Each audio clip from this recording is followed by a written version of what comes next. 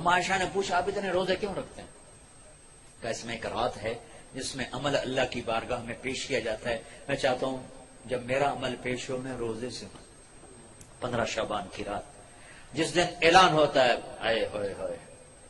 ویسے تو اللہ کو سب کچھ لکھا ہوا ہے لیکن فرشتوں میں اعلان 15 شعبان کو ہوتا ہے یہ ہوگا، یہ ہوگا، یہ مر جائیں گے. تو اوپر ان کا نام مردوں کی فہرست میں ہوتا ہے، نیچے وہ زندہ ہوتے ہیں. فرشتے ان کو دیکھ کے ہنستے ہیں کہ کذب وقوف ہے. اوپر موت کے فیصلے ہیں، لڑائیاں کر رہا ہے، جھگڑے کر رہا ہے، سود کھا رہا ہے، رشوت لے رہا ہے، زنا کر رہا ہے، جھوٹ بول رہا ہے، جوئے کھیل رہا ہے، قتل کر رہا ہے، ڈاکے ڈال رہا ہے. اوپر موت کا فیصلہ ہو چکا. تو ایک 15 شعبان کی رات اس کا آپ روزہ رکھتے تھے. اس کے لیے کوئی مخصوص عبادت کو جو بھی عبادت کرو جتنی کرو ٹھیک ہے، لیکن کوئی مخصوص عبادت اللہ کے نبی کی طرف سے منقول کوئی نہیں. رات ضرور ہے. اور اس رات بھی میرے نبی نے فرمایا اللہ 15 شعبان کی رات اپنے بندوں پہ نظر دوڑاتا ہے.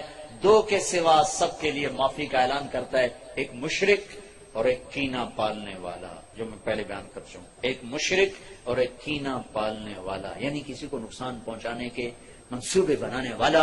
ان 2 کے علاوہ اللہ تعالیٰ باقی سب کو معاف کرتا ہے.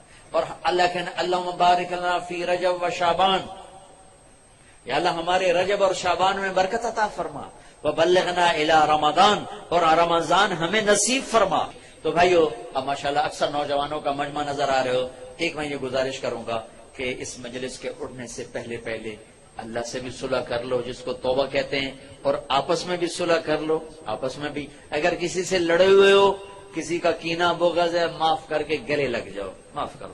خاص طور پر خامد بیوی لڑ پڑے، ہو ہی جاتی ہے لڑائی، اگر وہ صلح کر لیں تو اللہ خوش ہو کر ان کے پچھلے سارے گناہ معاف کر دے.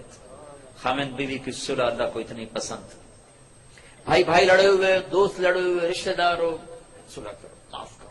اور اللہ پاک سے کوئی اللہ اور بندے کے درمیان کوئی گڑبڑ ہے وہ بھی اللہ سے معافی مانگو. تو انشاءاللہ میرا اللہ بڑا غفور الرحیم ہے. ادھر ہم توبہ کریں گے، ادھر وہ معاف کرے گا. اللہ کو توبہ ہے بڑی پسند. اور اللہ کا شکر ہے نہ عمر کی قید ہے نہ عدد کی قید.